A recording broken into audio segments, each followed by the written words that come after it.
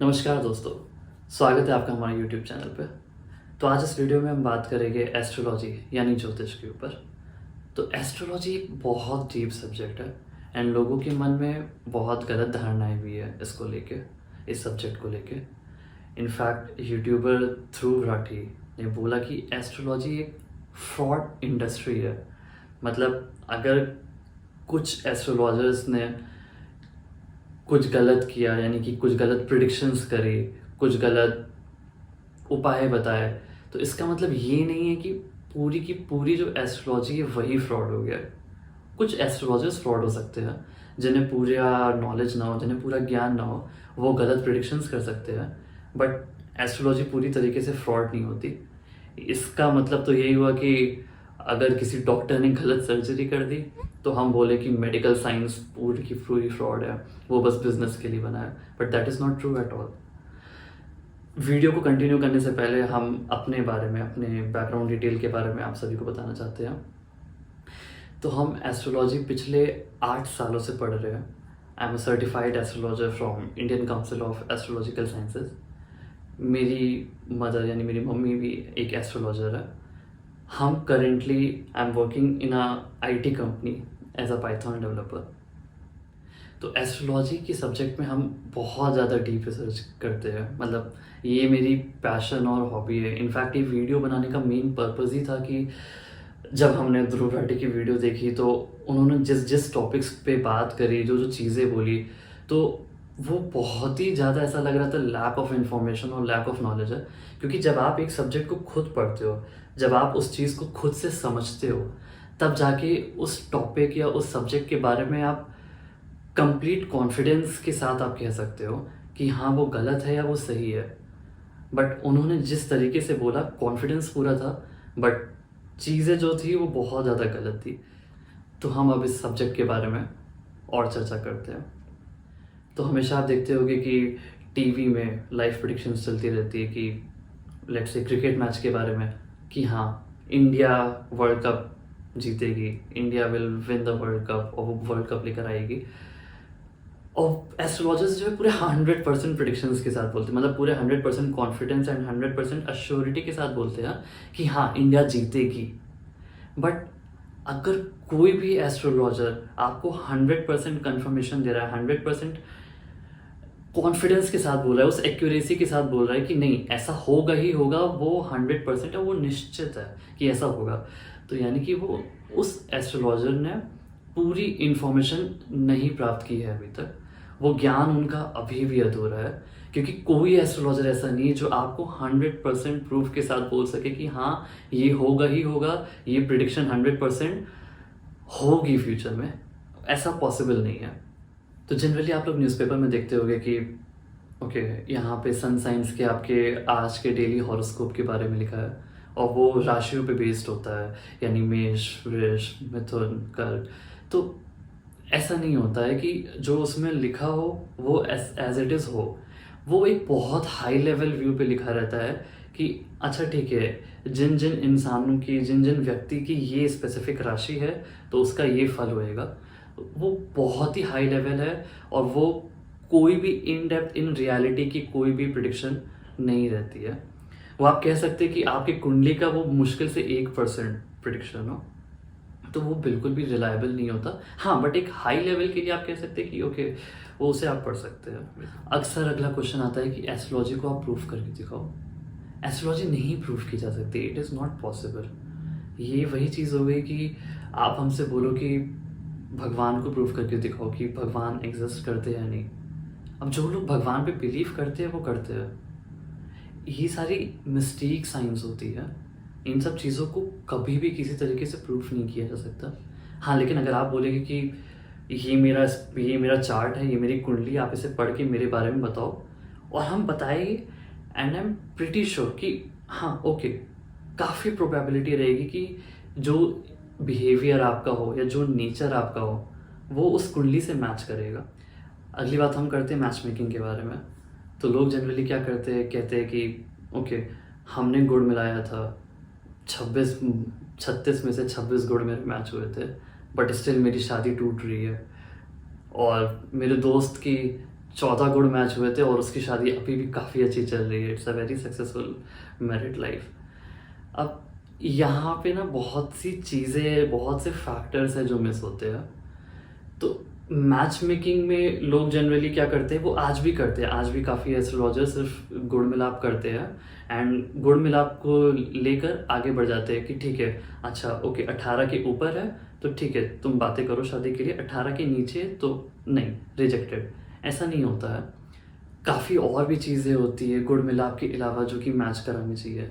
जैसे कि आपका मून साइन हो गया, आपका सन साइन हो गया, आप लोग के बीच में क्या है, मतलब कि एक इंसान क्या पता बहुत ज़्यादा इमोशनल हो और दूसरा इंसान क्या पता बहुत ज़्यादा प्रैक्टिकल हो, तो वो जोड़े बनना थोड़ा मुश्किल हो जाता है। सिमिलरली नाड़ी दोष, आप मे बी आप लोग ने किसी में सुना होगा।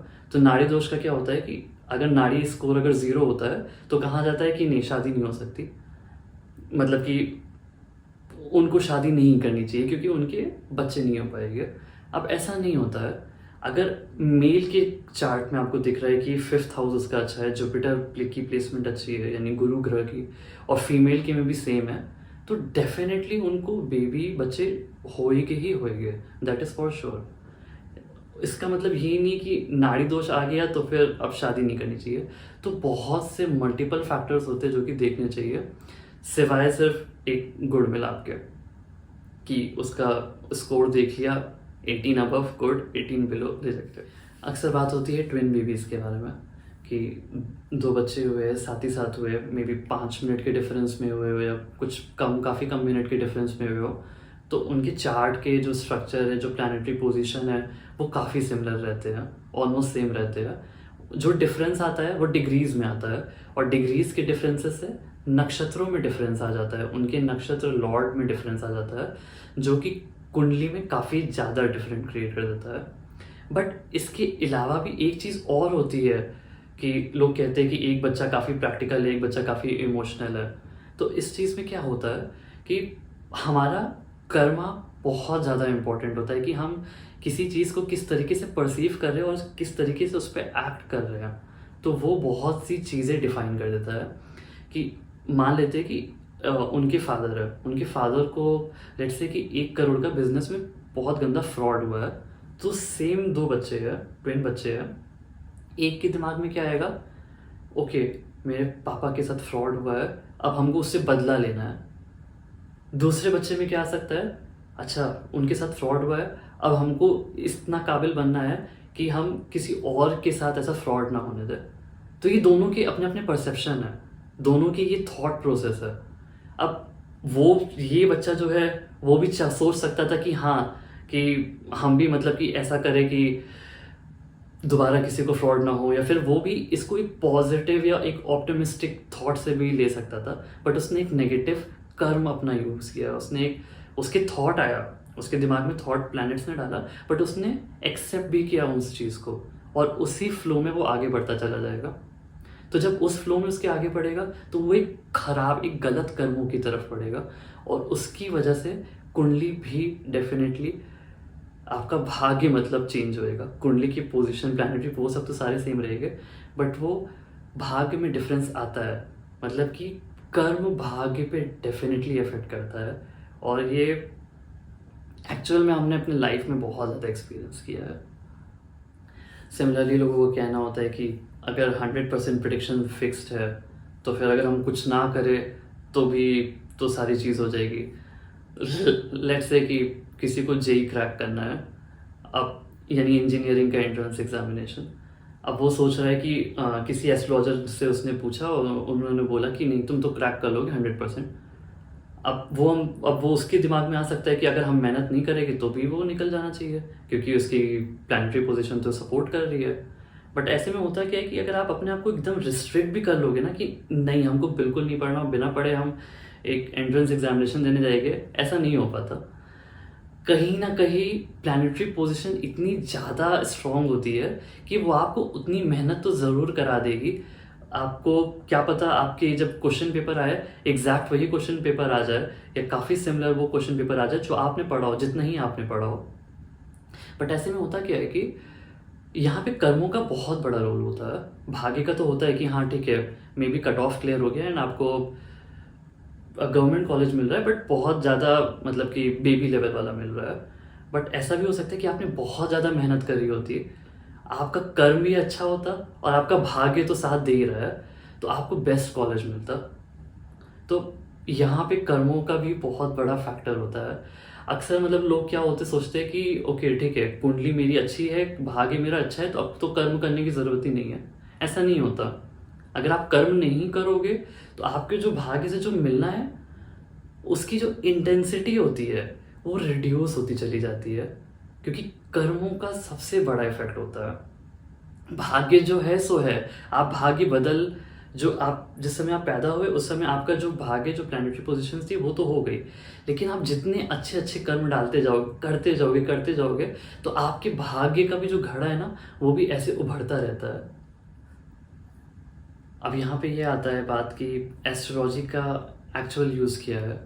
तो एस्ट्रोलॉजी का बेसिक यूज़ है कि आप अपनी चीज़ों को अपनी कुंडली के हिसाब से अगर अलाइन करते हुए चलते हैं तो उसका काफ़ी ज़्यादा पॉजिटिव इम्पैक्ट पड़ता है, मतलब आपको वो बेनिफिट मिलता है। तो एस्ट्रोलॉजी को आप इस तरीके से यूज़ कर सकते हैं कि आप अपने कर्मों को अलाइन करने के लिए मान लेते कि फॉर एग्जांपल मान लेते कि कोई एक स्टूडेंट आया और वो कंफ्यूज है अपने करियर को चूज़ करके कि okay should I choose law और शुड आई चूज़ इंजीनियरिंग। तो वो सोच रहा है कि अब हम करें क्या, मेरा एनालिटिकल माइंड है, लॉजिकल माइंड है, मेरी कम्युनिकेशन स्किल भी अच्छी है, लेकिन हमें टेक्निकल स्किल में बहुत ज़्यादा इंटरेस्ट है। तो वो सोचता है कि हम क्या करें, लॉ इंजीनियर। तो ऐसे में वो डायरेक्टली एस्ट्रोलॉजर के पास आके वो बातें कर सकता है कि ओके कि मेरे लिए क्या अच्छा है, क्या पता उसकी कुंडली में जुपिटर यानी गुरु ग्रह की पोजीशन काफ़ी अच्छी हो, तो फिर वो एस्ट्रोलॉजर वो सजेस्ट करे कि नहीं आप लॉ की तरफ जाइए, वो ज़्यादा अच्छा फील्ड काम करेगा आपके लिए। क्या पता उसके में मंगल यानी मार्स जो कि टेक्निकल चीज़ों के लिए ज़्यादा इम्पॉर्टेंट प्लैनेट होता है, तो उसमें क्या होगा कि एस्ट्रोलॉजर आपको बोलेगा कि नहीं आप इंजीनियरिंग फील्ड में जाओ, आपके वर्क हाउस को शो कर रहा है कि हाँ आपके करियर हाउस को शो कर रहा है कि इंजीनियरिंग ज़्यादा फेवरेबल है, वो ज़्यादा प्रॉफिटेबल है। तो इस तरीके से हम एस्ट्रोलॉजी का बहुत अच्छा यूज़ कर सकते हैं। अदर एग्जांपल्स में अगर हम उठाना चाहें तो लेट्स से कि कोई बिजनेसमैन है एंड वो कंफ्यूज है कि उनको किस स्पेसिफिक एरिया में बिजनेस करना है, कि वो फूड इंडस्ट्री में करना है या फार्मास्यूटिकल इंडस्ट्री में करना है या टेक्नोलॉजी इंडस्ट्री में करना है। तो वो एक एस्ट्रोलॉजर को अपना चार्ट दिखा के वो एनालिसिस करवा के वो पूछ सकते हैं कि हाँ ठीक है आपकी कुंडली में ये प्लैनेटरी पोजीशन ज़्यादा सपोर्ट कर रही है, इस समय इसकी दशा ज़्यादा अच्छी है, तो फिर आपको ये स्पेसिफिक बिजनेस में ज़्यादा प्रॉफिट रहेगा। एस्ट्रोलॉजी को लिटरली हम हर एक फील्ड में यूज़ कर सकते हैं। लेट्स से कोई मैरिज काउंसलिंग के लिए आ रहा हो एंड देन वो एक फीमेल आ रही है एंड वो अपने हस्बैंड का भी चार्ट लेके आ रही है एंड अपना भी चार्ट लेके आ रही है, and me as an astrologer हमने उनकी कुंडली देख के बोला ओके आपका 8th हाउस, चूँकि उनका 8th हाउस स्ट्रॉन्ग है तो हम कह सकते हैं ठीक है आप सीक्रेट्स हो सकता है आप रखती हो, अगर वो 7th हाउस से चीज़ें लिंक्ड है, मतलब कि वो जो एस्ट्रोलॉजिकल जो कंजंक्शंस हो गए, तो वो बोलती है कि हाँ एक्चुअल में हम चीज़ें रखते हैं। तो ऐसे में क्या होता है कि लोगों को एक इन्फॉर्मेशन, एक गाइडेंस मिल जाती है, अच्छा ठीक है ये चीज़ मेरे में है so I have to work on it, and इस चीज़ पे वर्क करते करते चीज़ें बेटर भी होती है। तो इसके अलावा और भी रेमेडीज़ होती है कि आपको स्पेसिफिकली ऐसी ये रूटीन में एक पूजा करनी है या फिर स्पेसिफिकली कोई दान करना है, तो ये सारी चीज़ें काफ़ी ज़्यादा इफेक्ट करती है एंड इट हेल्प्स। अब मेरा ही माइंड काफ़ी ज़्यादा रिसर्च ओरिएंटेड है। अब मतलब कि हम तो पहले से रिसर्च ओरिएंटेड माइंड था मेरा कि हाँ हम जब पहले पढ़ते थे कुछ भी पढ़ते थे तो फिर like I go very deep into it कि हाँ ये चीज़ कैसे हो रही है, इसकी वर्क कैसे कर रहा है, इसके फंडामेंटल्स क्या है, वो सारी एनालिसिस करते थे, वो सारी चीज़ समझने की कोशिश करते थे। धीरे धीरे जब कुंडली पढ़ते गए, एस्ट्रोलॉजी पढ़ते गए, अपना खुद के चार्ट पढ़ते गए, तो हमको समझ आया ओके ये प्लैनेटरी पोजीशन है मेरे चार्ट में, ये प्लैनेटरी पोजीशन है स्पेसिफिकली, मार्स की पोजीशन इस स्पेसिफिक हाउस में ऐसी है, तो इस वजह से हम इतने ज़्यादा रिसर्च ओरिएंटेड है। मतलब आप खुद बताओ कि आपकी चीज़ों के बारे में आपको जो पता है और क्या पता जो आपको नहीं पता है वो भी आपकी कुंडली और चार्ट से इजीली दिख रहा है, तो ये इस पे हम भरोसा कैसे ना करें, हम इस एस्ट्रोलॉजी साइंस पे कैसे ना बिलीव करें। इनफैक्ट हम तो कहते हैं कि आप मेरी बात भी मत सुनिए, हम कहते हैं कि आप बिल्कुल मत जानिए, बिल्कुल भरोसा ही मत करिए मेरी हर किसी भी बात का। आप खुद बेसिक एस्ट्रोलॉजी आप शुरुआत करिए थोड़ा सा एस्ट्रोलॉजी पढ़ने के लिए कि चार्ट्स कैसे पढ़ते हैं, वो राशि क्या होती है, दशा क्या होती है। दशा भी आप साइड कर दीजिए थोड़ी देर के लिए, सिर्फ आप चार्ट पढ़ना कि हाँ ओके राशियाँ क्या होती है, उस पे अगर इस पर्टिकुलर प्लैनेट का वो प्लेस ऑक्यूपाई किया है, वो पर्टिकुलर प्लैनेट उस हाउस को ऑक्यूपाई किया है, वो स्पेसिफिक राशि पे है, उसके स्पेसिफिक कंजंक्शन या एस्पेक्ट्स है, तो उस पर क्या बेनिफिट पड़ रहा है, उससे आपकी खुद की लाइफ पे क्या इफेक्ट आ रहा है, या उससे आपकी लाइफ कैसे इन्फ्लुएंस हो रही है। बहुत बेसिक सी चीज़ है। आप एक बार खुद से जब पढ़ना स्टार्ट करेंगे तो आपको खुद देखिएगा कि ओके एस्ट्रोलॉजी इज समथिंग। अगर आपका बर्थ डिटेल आपकी एक्यूरेट है तो एस्ट्रोलॉजी आपके लिए डेफिनेटली वर्क करेगी। वो आप जब खुद आप पढ़ोगे ना आपको खुद सारी चीज़ें समझ में आएगी। लिटरली हम देर तक काफ़ी देर तक बातें कर सकते हैं एस्ट्रोलॉजी पे। हमें बहुत ज़्यादा इंटरेस्ट है इस सब्जेक्ट में। ये वीडियो बनाने का मकसद भी यही था कि मेरे एक मित्र ने हमको वो ध्रुव राठी की वीडियो भेजी थी जिसमें astrology is a scam, is a fraud वाला था कंटेंट।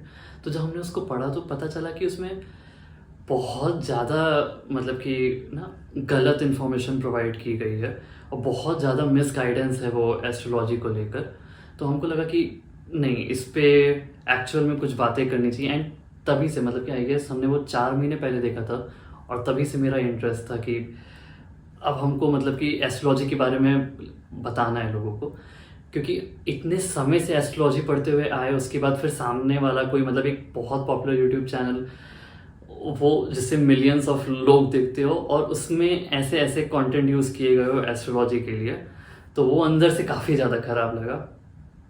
आप एक बार एस्ट्रोलॉजी जब खुद से पढ़ेंगे ना बहुत सी चीज़ें आपको क्लियर होती जाएगी।